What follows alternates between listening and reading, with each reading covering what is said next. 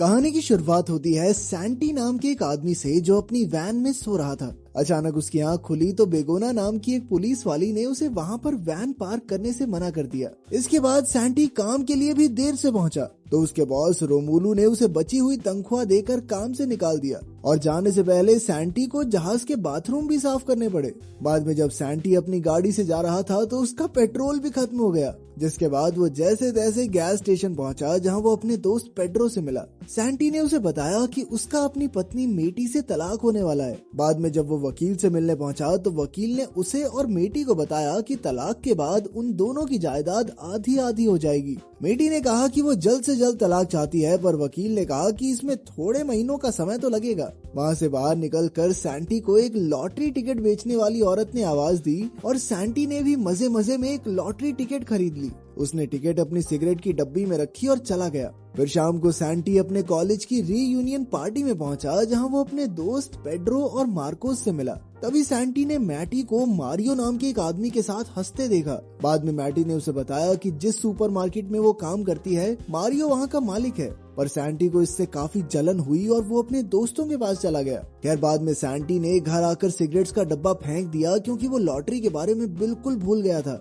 अगली सुबह सैंटी रेडियो सुनते हुए नहा रहा था कि उसने लॉटरी की खबर सुनी। अचानक उसे टिकट के बारे में याद आया और वो दौड़कर कचरे में सिगरेट का डब्बा ढूंढने लगा। आखिरकार टिकट मिल गई और सैंटी खुशी से झूम उठा क्योंकि वो लॉटरी जीत चुका था। सैंटी ने तुरंत मैटी को फोन किया मगर उसने फोन नहीं उठाया। अब सैंटी मैटी से मिलने गया पर वहाँ उसने अपनी पत्नी को मारियो के साथ गुलू गुलू करते हुए देखा, मगर असल में मैटी ने मारियो को चूमने से इनकार कर दिया था। इसके बाद सैंटी बैंक से अपनी जीत के 25 मिलियन यूरोस निकलवाने गया पर जल्द ही घबराकर बाहर आ गया। तभी बैंक मैनेजर डेमियन उसके पीछे आया पर सैंटी अपनी गाड़ी में निकल गया। अचानक सैंटी ने मुड़कर देखा कि डेमियन तो गाड़ी में ही था। डेमियन ने उसे अपनी जीती हुई रकम को सही ढंग से इस्तेमाल करने की सलाह दी। फिर लंच करते हुए डेमियन ने सैंटी से पूछा कि हाँ भाई घर पे सब कैसा चल रहा है। तो सैंटी ने उसे बताया कि भाई मेरा तो तलाक होने वाला है। इस पर डेमियन ने कहा कि तलाक के बाद उसे जीत की आधी रकम मैटी को देनी होगी, इसीलिए उसने सैंटी को मैटी से ये बात छुपाने को कहा।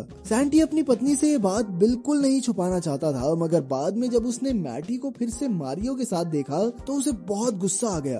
तभी डेमियन वहां आया और आखिरकार सैंटी सबसे ये बात छुपाने के लिए राजी हो गया। कुछ दिन बाद सैंटी मारियो से मिलने गया क्योंकि मारियो ने उसे नौकरी का ऑफर दिया था। उनकी थोड़ी बहस हुई पर अंत में सैंटी को सामान भरने की नौकरी मिल गई। इसके बाद सैंटी ने लॉटरी के पैसों से बढ़िया कपड़े और चीजें खरीदी। फिर उसने घर आकर सारी चीजें छुपा दी और खुशी से नाचने लगा। लेकिन तभी अचानक उसकी पत्नी घर वापस आ गई तो सैंटी ने अपने नए कपड़े और घड़ी छुपाने की कोशिश की, मगर मैटी को शक हो गया कि कुछ तो गड़बड़ जरूर है। खैर शाम को सैंटी जब एक 5 स्टार होटल में खाना खाने गया तो उसे वहाँ क्रिस्टीना नाम की एक सुंदर लड़की दिखाई दी और फिर वो दोनों ही एक दूसरे को देखकर मुस्कुराए। अगली सुबह जब सैंटी की आंख खुली तो वो काम के लिए लेट हो गया था। अब वो जैसे तैसे सुपरमार्केट पहुंचा और उसने अपनी साथी तानिया से माफी मांगी। बाद में मैटी ने उससे पूछा कि वो कल रात कहाँ था। तभी मारियो ने वहां आकर सैंटी को डांटा पर मैटी ने बात संभाल ली। अगले दिन सैंटी अरिट्स नाम के एक सर्फर से मिला क्योंकि अब वो भी सर्फिंग सीखना चाहता था।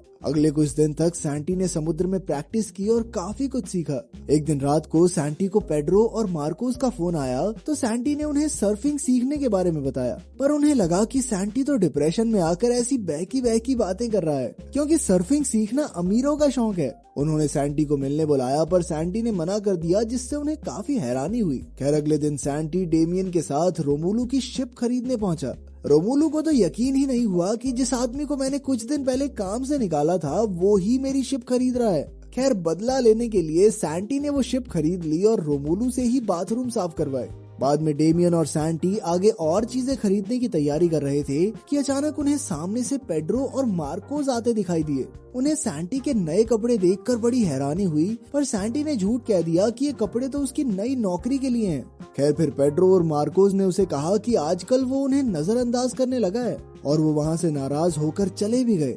इधर सैंटी और डेमियन बढ़िया खाना खाकर सैंटी के घर पहुँचे। जब सैंटी अंदर गया तो उसने देखा कि मैटी के माता पिता लॉरा और मिगेल डिनर के लिए आए हुए थे। सैंटी उनके साथ डिनर टेबल पर बैठ तो गया लेकिन खाना खाने में बहुत मुश्किल हो रही थी। लेकिन जल्द ही ज्यादा खाने की वजह से उसका पेट खराब हो गया और वो बाथरूम में भागा।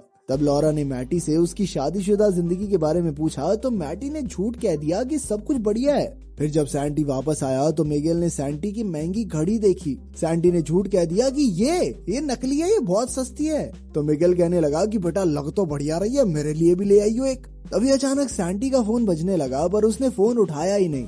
जब मैटी ने उसे फोन उठाने को कहा तो सैंटी ने हड़बड़ाकर मैटी के माँ बाप को बता दिया कि वो दोनों तलाक ले रहे हैं। बाद में जब सैंटी वहाँ से वापस जा रहा था तो उसने अपने दोस्तों पेड्रो और मार्कोस को सस्ते बार में शराब पीते देखा। खैर जब वो होटल में बैठकर अपने महंगे महंगे गैजेट्स के साथ खेल रहा था तो उसे काफी अकेलापन महसूस हुआ। उसके पास इतने पैसे थे लेकिन खुशियाँ बांटने वाला कोई नहीं था। तब सैंटी ने डेमियन को फोन किया और उसे एक खुफिया प्लान के बारे में बताया। अगले दिन पेड्रो गैस स्टेशन पर था तो एक सुंदर महिला ने आकर उसकी खूबसूरती की तारीफ की। बाद में पेड्रो ने मार्कोस को बताया कि उसे मॉडलिंग का ऑफर मिला है। तभी सैंटी वहां आया और जाकर अकेला बैठ गया, पर फिर मार्कोस और पेड्रो ने उसे बुला लिया। उन्होंने सैंटी को पेड्रो की मॉडलिंग के बारे में भी बताया, पर सैंटी को उतनी हैरानी नहीं हुई। फिर बाद में मार्कोस अपने घर पहुंचा जहां वो अपने 2 छोटे छोटे बच्चों को अकेला ही संभाल रहा था। तभी उसकी पत्नी लोरेना ने आकर उसे खबर दी कि उसके दूर के चाचा उनके लिए ढेर सारी जमीन जायदाद छोड़कर गए हैं। बाद में डेमियन और सैंटी मिलकर बात करते हैं, तब ये खुलासा होता है कि इस सब के पीछे सैंटी का ही हाथ था। वो दोनों गोल्फ खेल रहे थे कि अचानक उनकी नजर मारियो पर पड़ी। तब डेमियन ने सैंटी को बताया कि मारियो बस बैंक से लोन लेने का नाटक कर रहा है। असल में तो वो सुपरमार्केट को बेचना ही चाहता है, पर इससे सभी लोगों की नौकरियां चली जाएंगी, इसीलिए अच्छा बनने का नाटक कर रहा है कि मैं तो बहुत कोशिश कर रहा हूँ बचाने की। तभी मारियो ने सैंटी को देख लिया और वहाँ आकर उससे पूछा कि तू काम पे क्यों नहीं गया है। उधर सुपरमार्केट में तानिया ने मैटी से पूछा कि क्या सच में सुपरमार्केट बंद होने वाला है, पर मैटी ने कहा कि ये सब अफवाहें हैं। तब सैंटी ने मैटी को बताने की कोशिश की कि मारियो सच में सुपरमार्केट को बेचने वाला है, लेकिन तभी मारियो ने वहां आकर मैटी को बताया कि उसने सैंटी को आज गोल्फ खेलते देखा। इससे मैटी सैंटी पर गुस्सा हो गई कि वो घर में तो 2 रुपए भी नहीं देता और बाहर गोल्फ खेल रहा है। वाह, नवाबों वाले शौक हैं। जैसे ही सैंटी सुपरमार्केट से निकला तो मार्कोस और पेड्रो एक चमचमाती सुपर कार में आ पहुंचे। उन्होंने सैंटी को साथ लिया और मजे से ड्राइव पर निकल गए। ये देखकर सैंटी को अच्छा नहीं लगा, क्योंकि मार्कोस अपने परिवार की जरूरत पूरी करने की बजाय इन चीजों पर पैसे उड़ा रहा था। लेकिन फिर मार्कोस ने कहा कि तेरे बाप ने दिए क्या मुझे पैसे, मेरी मर्जी, मेरे पैसे, जो मर्जी करूंगा। आखिरकार सैंटी ने उन्हें बता दिया कि असल में ये गाड़ी उसी के पैसों से आई है, मगर उन दोनों ने उस पर यकीन ही नहीं किया। तभी अचानक मार्कोस से गाड़ी कंट्रोल नहीं हुई और वो सीधा पहाड़ी से नीचे जा गिरे। इसी दौरान सैंटी ने चिल्लाकर अपनी लॉटरी का सीक्रेट सबको बता दिया। खैर कुछ देर बाद वो जैसे तैसे तैरकर बाहर आ गए। अगली सुबह मैटी को मारियो का फोन आया, जिसे देखकर सैंटी को बहुत जलन हुई और उसने भी मैटी को जलाने के लिए क्रिस्टीना को फोन किया। उस रात मैटी मारियो के साथ डेट पर गई और सैंटी क्रिस्टीना के साथ, मगर उन दोनों को ही बिल्कुल भी मजा नहीं आया। बाद में वो दोनों एक ही वक्त पर घर पहुंचे तो उन दोनों ने ही अपने नए साथियों के साथ खुश होने का नाटक किया। फिर अगले दिन मारियो ने मैटी को फोन करके सुपरमार्केट बुलाया और फिर सबको बता दिया कि सुपरमार्केट बंद हो रहा है। उसने झूठ कह दिया कि उसने सुपरमार्केट को बचाने की बहुत कोशिश की। इस सबसे मैटी बहुत दुखी हो गई, मगर फिर सैंटी ने उसका मन बहलाने के लिए उसे डिनर पर चलने को कहा। जब मैटी घर पर वापस आई तो सैंटी ने सारा घर चकाचक साफ कर दिया।